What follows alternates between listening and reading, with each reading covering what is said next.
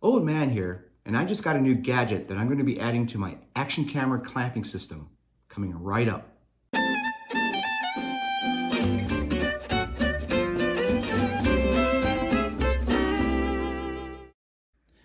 If you remember a few videos ago, I created this little clamping system to hold my action camera that I just got in the mail the other day. And we put that together. And I also mentioned that we were going to see about putting something on the bottom here, possibly another flexible type of connection or a different kind of mount to mount other types of cameras to. And I was able to find one online, bam, and order it, and it just came in the mail just a few minutes ago. So let's take a look at what we got here. So I was scouring the interwebs for different type of mounting hardware that I could use to mount different types of cameras to, and I came across one on Amazon, of course, and this is what came in the mail.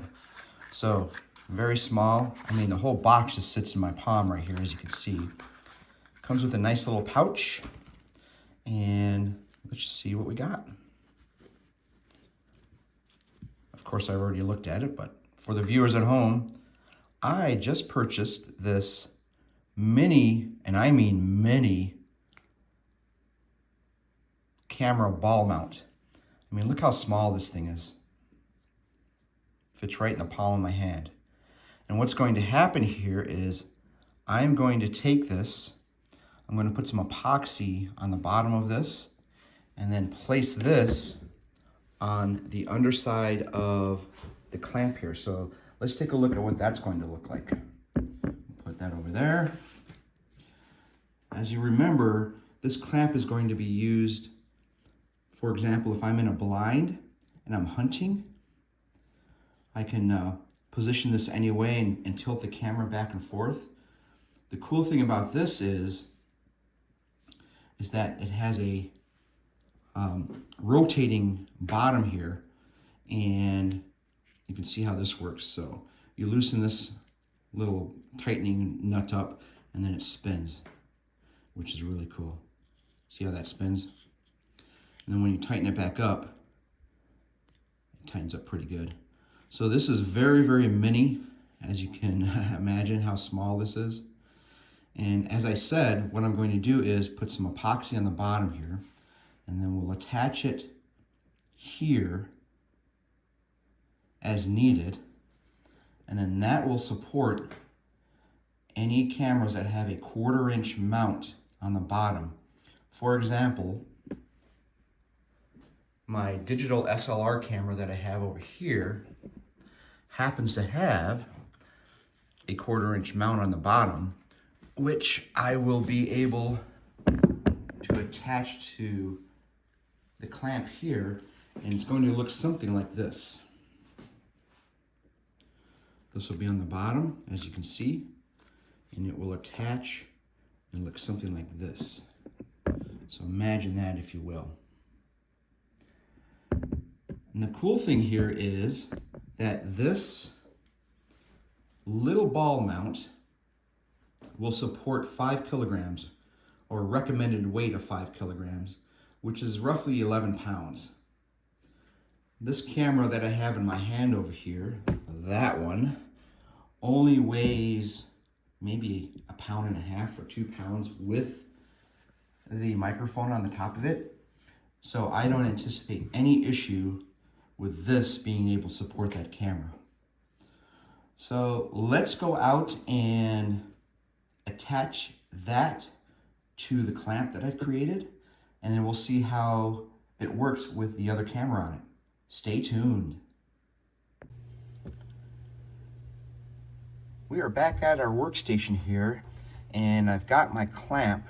I've taken the camera off of it, of course, and place it this side up, because this is where we are going to be placing this little ball joint on. So as I mentioned earlier, this is going to be attached up here via some epoxy, and I got a little scrap piece of cardboard here and a nice popsicle stick to mix it up in. And all we're going to do is generously put some epoxy on the bottom of that, stick it on top of that, and let that cure over the next hour or so it gets nice and tight, and then we should be good to go.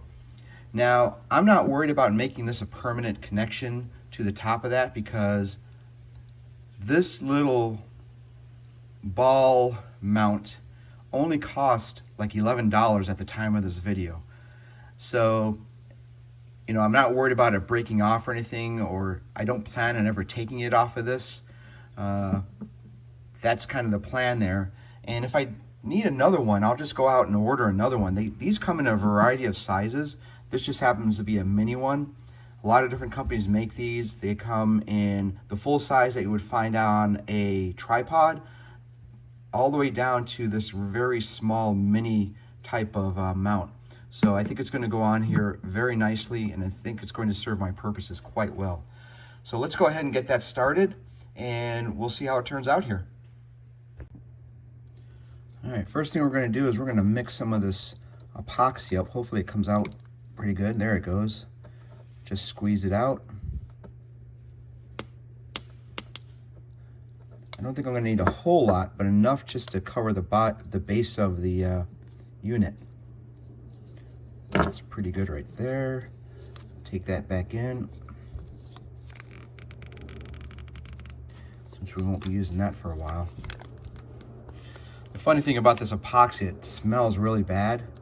You can tell there's a lot of chemicals in whatever ingredients they use to make this stuff. So then we're going to take our little stick here, mix both of these up. One is the glue and the other one's the catalyst to actually make it bond and dry and cure and everything, and gives it its stickiness. I mean, both sides are sticky, but one you have to have two separate things there to make it bond quite nicely. So I'm just going to pour a bunch on here. Not pour, but spread. You'll be a little bit generous. I don't want to get any inside the hole there because that'll bind up the movement of the rotation. And then all I'm going to do here is, since this moves, it really doesn't matter how I put it on, but for the sake of my OCD, we'll just put this facing forward.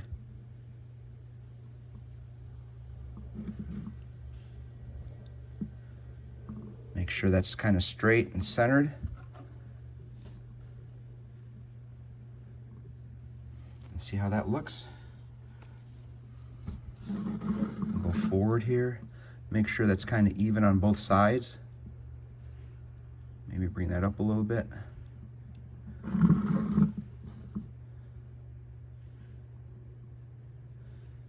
Press down just a little bit. I don't want to press down too much to make it slide all over the place, but enough to get that in place. All right, that is all she wrote on connecting my little mount to the top of that clamp. All right, we've let this cure actually several days now, and if you look real close, the mounting ball is very secure to the clamp that I created. And I've got an iPhone or smartphone clamp on top of it that is into the 1/4 inch of the mounting ball, and I've got my iPhone, in this case, connected to it. And you can see here that it is working out quite nicely.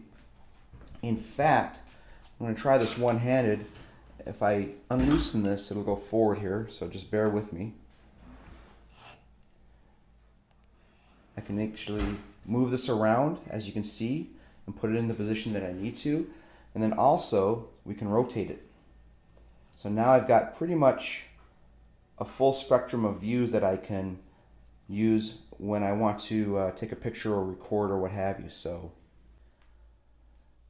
also with this mount, as I mentioned before, I can actually attach this camera here, which also again has the 1/4" mount on the bottom, and put that on there the same way as I did the mount for the iPhone, and use it as needed. Again, this will support 11 pounds. That camera over there probably only weighs about 2 to 3 pounds at most, and should work out quite nicely. So now we have mounting on both sides for the type of camera that I want to use, and we're going to be in a good spot here. So that brings us to the end here. Until next time, peace out.